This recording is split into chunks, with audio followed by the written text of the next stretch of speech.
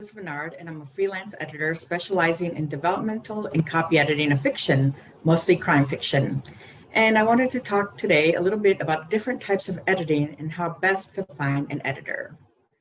I'll start with developmental editing, and this is sort of the big picture of editing. This is usually the first round you get, and it may reshape your manuscript quite a bit.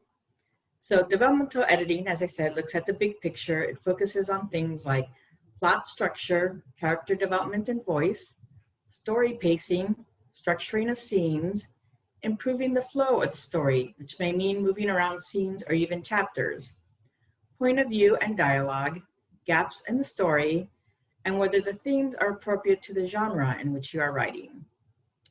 Then the second round is called line editing. Line editing is often confused with copy editing, and even some editors will veer into line editing when they're supposed to be doing a heavy copy edit. But line editing is more akin to rewriting. Here, the editor is looking at whether sentences work as written, whether dialogue or paragraphs can be tightened, whether transitions need to be added, and what changes need to be made to improve the pacing of a passage. Not every writer needs or even wants line editing, so don't worry if you want to skip that step. The next step after you've done line editing, or even if you haven't done line editing, is copy editing. And this person checks for grammar, spelling, and word usage, consistency in names, timelines, and other details, consistency in dialogue and point of view narration, and glaring factual errors, even if they're fictional errors. For instance, if you've made something a fact in chapter 1, you want to make sure that that's a fact in chapter 10 later on, the same fact. And smooth, clear writing that will be understood by the reader. Finally, there is proofreading, and this is also confusing. Many people think they need a proofread when they really need a copy edit.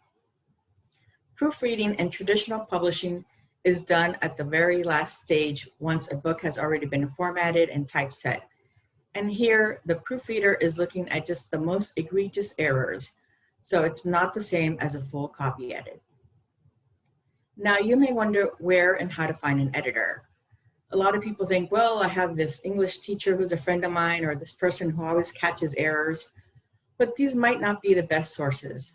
A professional copy editor has training and years of experience behind her, and she'll know exactly what to look for in your manuscript. One of the best ways of finding a copy editor is to simply ask for references from people you know. Maybe you're in a writing group or you're in a Sisters in Crime chapter. So ask those people first, and they'll usually have good recommendations. But if you don't have these resources, I have 2 other resources, and we'll include links to those later on. The first is the Editorial Freelancers Association. They have a directory where you can look through it and put in search terms for the type of editor you want. And there's also readsy.com, which also has a large pool of fiction editors who have traditional mainstream publishing experience. I would recommend the next step is to select at least 3 to 4 editors and ask them to complete a sample edit. A sample edit can be anywhere from just a few pages to a chapter. And you want to see what type of things they point out and compare and see who you might think would be the best fit for you. Once you have those 3 or 4 editors, there are some important questions you want to ask them. The first is, when can you start my project and how soon can you complete it? Many editors are often juggling other projects or they're booked out months in advance, so this is a good question to ask. Second, what is your experience editing fiction, and especially mystery novels or whatever genre you're writing in? Some editors even have preferences within the same genre.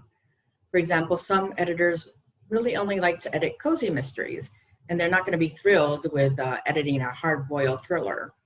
So you want to find someone who is passionate about your project and is going to be a good fit. You want to ask how they prefer to communicate. Some editors will do Zoom calls, some will do only emails. So if you have one preference over the other, you want to make sure that both of you are on the same page about this. Finally, ask them if they provide a contract or letter of agreement. This protects both you and the editor.